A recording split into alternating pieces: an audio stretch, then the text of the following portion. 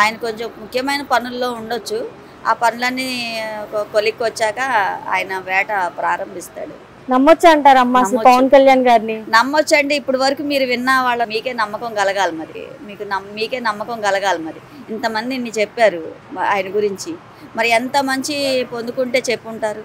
మరి ఎందుకు పవన్ కళ్యాణ్ ఏం చేస్తున్నాడు అసలు? ఏం చేయట్లేదు, ప్రజలను అసలు పట్టించుకోవట్లేదు, ప్రజల సమస్యలు ఏవి తీర్చట్లేదు అని అంటున్నారు కదా.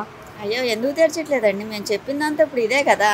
ఇప్పుడు ఆయన తీర్చకపోవచ్చు. ఎమ్మెల్యేలు పెట్టారు, ఒక అడ్వకేట్ని పెట్టారు, ఇంతమందిని పెట్టి సమస్యలు పరిష్కరిస్తున్నాడు. ఇదివరకు ఎవరేం చేశారు? ఎవరేం చేయలేదు. అసలు ఇదివరకు డిప్యూటీ సీఎం ఎవరో కూడా మాకు తెలియదు. ఆయన ఎన్ని పనుల్లో తిరుగుతున్నారో, ఎన్ని లావాదేవీలు చూస్తున్నారో అవన్నీ కూడా చూసుకుంటూ ఓ పక్క వీళ్ళని నియమించుకొని వీళ్ళ చేత ప్రజల సమస్యలు పరిష్కరిస్తున్నారు. ఇంతకంటే ఇంకేం కావాలండి మనుషులు, ప్రజలకి? ఇంకా ముందు ఎలా చూడాలి? ముందు కూడా చేయగలడు. ఇంకా ఇంకోసారి వచ్చినా ఇంకా మొత్తాన్ని మార్చేయగలడని మేము నమ్ముతున్నాం. మరి అలా ఉన్నది ఈయన కొన్నాళ్ళు అయింది, ఇంకెన్నాళ్ళు కూడా అవ్వలేదు. మొత్తం ఆయన ఉన్నన్నాళ్ళు మొత్తం మార్చేస్తాడని మేము నమ్ముతున్నాం. మరి అలాంటి వ్యక్తిని, ఆ మంచి కార్పొరేటర్కి ఎక్కువ, ఎమ్మెల్యేకి తక్కువ, జీవితకాలం మొత్తంలో చూసుకుంటే ఒక్కసారి ఎమ్మెల్యేగా గెలిచాడు అని అపోజిషన్ పార్టీలో ఇంకోసారి గెలిపించుకొని చూస్తాం. అప్పుడు వాళ్ళకి అర్థమవుతుంది. ఎమ్మెల్యే కార్పొరేట్ తక్కువ, ఎమ్మెల్యే ఏదో ఒకటి అనేది వాళ్ళకే తెలుస్తుంది. ఏంటంటే అండి, మంచితనాన్ని ఒప్పుకోవాలి. వాళ్ళ ప్రజలకి మేలు చేస్తున్నాడని ఒప్పుకోవాలండి ఫస్ట్ మెయిన్ అది. నిన్న వాళ్ళ చిన్న అబ్బాయికి చిన్న ఇన్సిడెంట్ అయింది సింగపూర్ లో. అయినా కూడా ఆయన ఈవెంట్ లో ఉంటే ప్రజల గురించి ఈవెంట్ అయిన తర్వాత ఆయన వెళ్ళడం జరిగింది. ఎలా అనిపిస్తుంది? అవును, అది చాలా బాగా నచ్చింది. నిన్న కూడా నేను గ్రీవెన్స్ లో చెప్పాను. నిన్న వచ్చాను నేను. అంత ప్రమాదం వాళ్ళ బాబుకి జరిగి ఉంటే ఆయన స్పీచ్ కూడా వదలకుండా వాళ్ళకి చేయాల్సింది ఏదో చేసి మరీ వెళ్ళాడు. అది ఒక రకంగా బాబు అంత పెద్ద మంటల్లో, అంత పెద్ద ప్రమాదంలో ఆయన చిన్న దెబ్బలతో బయటపడ్డాడు అంటే దట్ ఈజ్ గాడ్. ఎందుకంటే ఆయన చేస్తున్న ఈ ప్రజల మేలు ఆ బిడ్డకి ఇచ్చేసాడు దేవుడు. ఆ బిడ్డని మృత్యుంజయుడు. ఆ బిడ్డకి ఏ ప్రమాదం రాదు. ఇంకా మేలులు ఉంటాయి, ఆయన ఇంకా చేసే ఉంటాయి. ప్రమాదం గొప్ప అద్భుతాన్ని ఒకటి చూస్తాడు ఆయన. ఇలాంటి లీడర్ని ఎక్కడైనా చూసారమ్మా? చూడలేదు. పవన్ కళ్యాణ్ గురించి ఒక మాటలో ఏం చెప్తారు? ఒక మాటలో చెప్పాలంటే ఇలాంటి లీడర్ మేము ఎక్కడ చూడలేదు. ఇప్పుడే ఈయన్ని చూస్తున్నాం. The best. మా మీ పేరు? నా పేరు లీలారాణి. ఎలా ఉందమ్మా? కూటమి ప్రభుత్వం వచ్చి 10 నెలలు అవుతుంది కదా. ఈ 10 నెలల పరిపాలన అనేది ఎలా అనిపిస్తుంది? బాగుంది. నేను రెండోసారి అనుకుంటా మీతో మాట్లాడతాం. బాగానే ఉంది. అలా ప్రజలకు అన్నిటికీ ఇలా అంత మేలు చేస్తున్నాడు. చాలా బాగుంది. వచ్చిన వాళ్ళందరికీ సమస్యలు పరిష్కరిస్తున్నారు. ఇలా పరిష్కరించడం ప్రజలకు కావాల్సింది. మా గత 5 సంవత్సరాల్లో చూసుకుంటే ఇటువంటి జనవాణి కానివ్వండి, ప్రజా దర్బార్లు కానివ్వండి, ఇలాంటివి అనేది పెట్టి ప్రజలకి ఎమ్మెల్యేలు కానివ్వండి వీళ్ళు ప్రజలకు దగ్గరగా ఉన్నారా అంటే ఏం చెప్తారమ్మా? ఇదివరకు ఏమి లేదండి. అసలు ఇంతమంది ముఖ్యమంత్రులు వచ్చారు.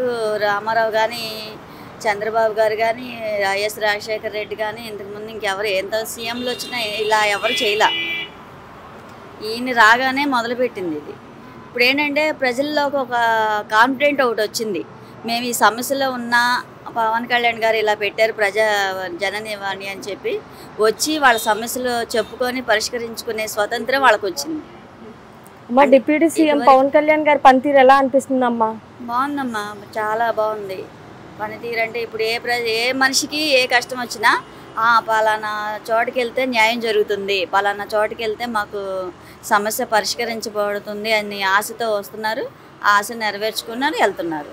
అమ్మ, పవన్ కళ్యాణ్ గారు గెలిచినప్పటి నుంచి ఇప్పటి వరకు చూసుకుంటే ప్రజలకి ఎంత అందుబాటులో ఉన్నారంటే ఏం చెప్తారు? అందుబాటులోనే ఉన్నారు. ఇప్పుడు సామాన్య ప్రజలంతా కూడా ఇప్పుడు ఊపిరి పీల్చుకుంటున్నారు. అంటే ఏ సమస్య వచ్చినా సచివాలయంలో కానీ, ఏదన్నా పర్సనల్గా భర్త నుంచి వేధింపులు కానీ, వేరే వాళ్ళది బాధితుల గురించి కానీ, ఏ సమస్య ఎలా బాధపడుతున్నా వెంటనే పవన్ కళ్యాణ్ సార్ ఉన్నారు, మా డిప్యూటీ సీఎం ఉన్నారు, ఆయన ఇలాగా ప్రజలకు మేలు చేస్తున్నారని వచ్చి ఇక్కడికి వచ్చి విన్నవించుకోవడం, వాళ్ళకి సమస్య చెప్పుకోవడం, పరిష్కరించబడతాం. వాళ్ళకి ఒక గ్యారంటీ అనేది వచ్చిందండి. ఆ గ్యారంటీ, ఆ భరోసా అనేది ఆయన ఇచ్చారు.